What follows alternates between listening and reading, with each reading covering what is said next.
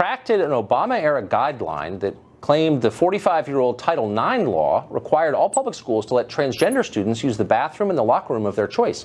The White House says bathroom issues are properly a concern for state and local governments, a position that is getting the administration absolutely savaged on the left. Jillian Weiss is executive director of the Transgender Legal Defense and Education Fund. After the guidelines retraction, Weiss denounced the administration's states' rights position as nonsense. Jillian Weiss joins us now. Jillian, thanks a lot for coming on. Thank you for having me. So I believe, for whatever it's worth, in politeness and decency and not making people uncomfortable, especially children. I have 4. But I also believe in honesty, and so I just want to get to what exactly this means. So I'm a 47-year-old man. I think that's pretty obvious. If I were to decide tomorrow that I was a 47-year-old woman, should I be allowed to go shower in a women's locker room? The idea that there's no objective factors to be considered in who is transgender and how we determine bathroom use is really not the way that this works. The fact is that people make this decision after a lot of serious consideration. They see medical doctors, there's psychologists involved, there's a lot to think about. It's not an easy process. As someone who's gone through that, I can tell you, you just don't decide tomorrow. So that's really not the way it works. But what if I did decide tomorrow? What should I be? And it was totally sincere. Or, by the way, how would you know whether it was sincere or not, or anyone know? Only I can make that decision. And what if I did? Would I be allowed to go and shower in a women's locker room? And if not, why not? Well, I think the answer is no. And for example, we have the Gavin Grimm case, which, as you know, is coming up to the Supreme Court very soon. The ACLU just put out its brief in that case. And, you know, they went through what he had to address. He changed his name. He had medical doctors. He had letters from psychologists and so on. It wasn't the kind of thing where he just came in and said, oh, now I'm going to be using the boys' room. So but let's go through just, I mean, because there's a lot at stake here, and you know this because you do it for a living. There's a lot of money at stake, and there's a lot bigger issues at stake. The definition of gender itself, which is at the center of any society. So what are the absolute standards that are required for a person to change his or her sex? There is an organization called the World Professional Association of Transgender Health, which has a series of standards of care. We're on number 7 now, or 8 is coming up. And so this is something that doctors and medical people, psychologists have worked with for years, and there is a whole protocol. So, I mean, I can't give you the entire thing right now, but I think it's important to understand that there is something called transgender, and we have been here forever. We've been going to the bathroom forever. Oh, but I'm not contesting any of any of that. And just to be totally clear, I'm not attacking anyone. Yes. But I think it's fair, because so much is at stake, to get much more precise than you are getting. So what exactly are the standards? And are they legal standards, or are they standards that you agree with? I mean, what exactly are the actual standards? Because, again, a lot of money is at stake here. Yes. Well, the medical standards require seeing a therapist for a certain period of time before cross-sex hormones will be prescribed, a certain amount of time living as the opposite sex before certain kinds of medical treatment and surgery will be permitted. The other thing to keep in mind is that the courts have been parsing this for the last 15, 20 years. And so if somebody is being stereotyped because of their sex, because they're not perceived to fit in with appropriate masculinity or femininity, because of whatever people perceive as their birth sex, that is something that's prohibited by the anti-discrimination statute. Right, so that's the anti-discrimination statute, but you still haven't explained, and I've asked you a bunch, what the legal standards are, because I don't think that there are any, and here's why that's a concern. So the federal government spends over $11 billion every year on sex-specific programs, and I'm sure you know what they are. The Small Business Administration, among many others, gives a ton of money to people because they are women. And so how are we supposed to navigate that and let's be honest with each other, there are no standards actually, other than I say that I'm of a different sex. How are we supposed to navigate this, and what's going to prevent charlatans from jumping in and taking all that cash?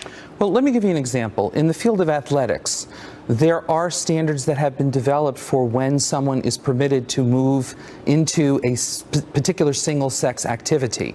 It involves how long they've been on hormones, how long their transition has been, whether or not they have the strength equivalent to, that, like in women's sports, for example. So there are standards that have been developed. Now, I don't know all of the details of that exactly, but you're asking, for example, how do we... There is no absolute standard that's been developed, as you know. I mean, look, this is your job. You know that that's not true. There isn't. The WNBA doesn't have the same standard as the Olympics, as Notre Dame women's field hockey. I mean, there is no absolute standard. Well, if that's what you're saying, is there an absolute standard? You're correct. Yeah. There is not an absolute standard. We are working this out as a society. It doesn't mean put transgender people back in the closet or tell transgender youth just, fend for yourself. But nobody's suggesting that, at least on this show. What I'm suggesting is an adult look at this issue, and yet whenever you bring it up, like, what does this really mean? And can you actually change your sex biologically? You're denounced as, as like a hater. And I'm just speaking for myself when I say that has nothing to do with it. I think it's fair to ask these questions.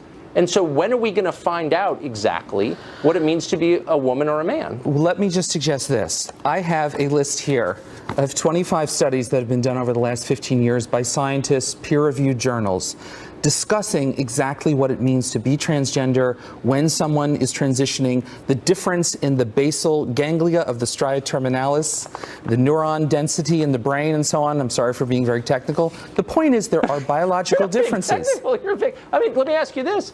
Can you ascertain a person's sex with a blood test throughout life, from birth until death, and will that result remain consistent? No, not with a blood test. Not with a blood test. Okay, I don't know if that's correct, actually. But the point is, look, do you agree that, and we'll just leave it here, but do you agree that until there is a commonly recognized, legally recognized standard for sex, what constitutes a man and a woman, that we ought to slow down a little bit, stop building up all these anti-discrimination statutes before we can agree on who is being discriminated against, who meets the standard? We've had these laws in the books for the past, 40 years. They have come to understand that this includes transgender people. For the last 15 years, we're all over society. We are going to the bathroom. We are showering. We are in athletics. So you can't put us back. But no one's suggesting that, and you're dodging the question because you don't have an answer. And I just hope that you'll take this seriously, because I think it's a serious issue, and I hope that you will too. It's not just a matter of saying we're here, we're not going away. It's a series of doing. But you're saying until we have a standard, until we have an absolute standard, we can't do anything, and so I disagree with that. I'm saying don't give $11 billion away to people who are faking. Like, what are we even talking about? Who's faking? I still don't know. Where's your evidence of faking? Tell me who faked it, and then we can discuss it. Jillian, thanks for joining us. Thank you. Well, for all of our lives, we've lived in a world of boys and girls, but that is changing along with everything else in 2017. In Canada, the country directly to our north, the parent of a baby successfully petitioned to have that child given an ID card with no sex listed, insisting that that is for the baby to decide. Things may not stop there. They probably won't. The Gender-Free ID Coalition is calling on the Canadian government to eliminate sex and gender classifications for all children throughout that country. Are we ready for a world here where baby boys and girls are replaced by baby somethings?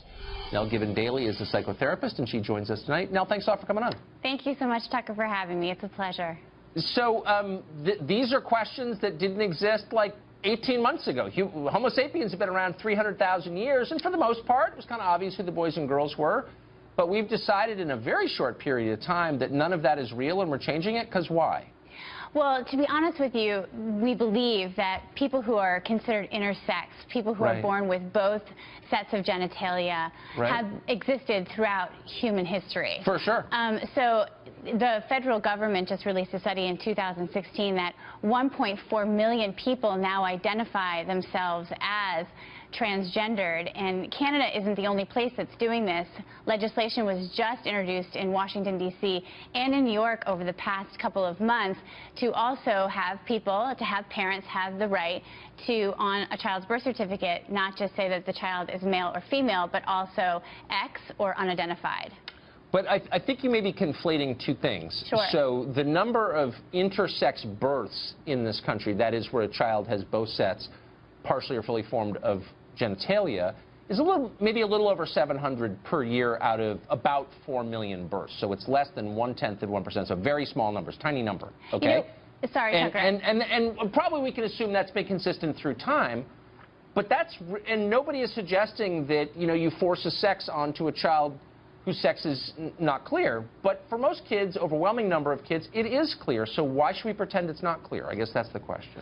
I think it's a great question. I mean, as to your statistic, I had trouble finding accurate numbers as to how many children are born in this country who are intersex. Right. I got numbers that say 1 out of every 1,500 births, also 1 out of every 100 births, where there is some sort of either anomaly. Hold on. 1 out of every 100 births has there is separate sets of genitalia. Well, I don't think that's right. It doesn't have to go that far. So there could be some sort of like genetic, I don't want to say abnormality, but an anomaly, right? Like a chromosomal anomaly that it's not so clear, meaning that gender is not necessarily based on genitalia. And so I think your other question, though, is should we give people the right to say we're going to raise a child as non-binary, meaning we're not going to raise a child as male or female, which is something that the couple in Canada is right. doing. Because, I mean, there are legitimate, I think, medical situations, and you've just described some of them, where, it's an open question, and I would never deny that, and of course you want to respond compassionately. But that's not what this case is about. This case is about the idea that you get to choose what your sex is, which is a denial of biology. And there's also, and I think as a psychotherapist you'd agree, a cost to a child. If you say to a little kid, I don't know if you're male or female, you decide, I don't think you're going to get a good outcome a lot of the time at all. That's why people have never done that through human history. You know what, the couple that is, or the person who's deciding to do this with their child up in Canada, the point, I spoke to them on the phone, the point that they are making is that this child is a spiritual being having a human experience, not a human being having a spiritual experience. So it's actually a very spiritual endeavor. And what it's saying is that let's just let the child be a child, and eventually the child will decide what it wants to be, how much it wants to identify as a boy or how much it wants to identify as a girl. And this person is also saying that it's not that I'm not going to raise a child as a girl or a boy. I'm just going to say to the child, you just be a child, just be an individual for a while. Let's not have the government interfere with who you are. Let's not put a set of preconceived notions about who you are onto you. Let's just let you develop as a human being, and eventually you can decide whether or not you want to be a boy or girl or non-binary. Yeah, but you can't actually decide. And I'm for choice, and there are a lot of biological realities that I'm sad about, that I would change about no, I'm sincere, that I would change about myself. And so I'm not attacking anybody, but don't you think that biological reality matters, and lying to kids and telling them, actually you could be 6'7", or you could have blue eyes instead of brown, or whatever. I mean, those are lies, and it's never a good idea to lie to kids, is it? I don't think it's a lie. I think it's actually giving children more information at a younger age than we traditionally have. Right? So it's like, I'm going to give a comparison. It's like raising a child to not assume that they're heterosexual. Right? The way I've raised my children is to say, like, I don't know what they're going to be, and I'm not just going to assume that they're gay or they're straight. I just give them lots of information, expose them to lots of people. There's a difference here, because whereas, we don't know a lot about the biology of homosexuality, we know a lot about the biology of sex, because we know that it begins on the chromosomal level. Like, there's a science piece to this that's being ignored by people who I thought believed in science. So that's why I'm a little bit confused. I don't think it's being ignored. I think what we're seeing, though, in the federal study and what's come out in terms of the Census Bureau is that if 1.4 million people don't identify with the gender marker that they were given at birth, we have to take note of that and say what's going on, that there's a fluidity about gender, and it's not necessarily rooted in biology. Why does that not extend to race? Tell me what you mean by that. You're going to have to explain that one to me. If I can say I'm a woman, why can't I say I'm a Chinese woman and be taken every bit as seriously? And I'm not mocking you. I'm making a sincere point, and it's a sincere question. What's the difference? I think it's a great question. I mean, I think as we progress as a society, some of these labels that we're putting on things, and I can't necessarily go to the race question, although one of the things that I've loved about your program as of late is that you're really into this idea of having a more inclusive society and being less separatist in terms of race, that we should be more inclusive. And I think that that's what we're saying. We're creating a space at the table for people to be, to have optionality in terms of how they want to identify themselves. Okay. Well, as long as we're still science-based, then, as a child leading enlightenment, It's not taking science off the table. It's just saying, can we look at it from another perspective?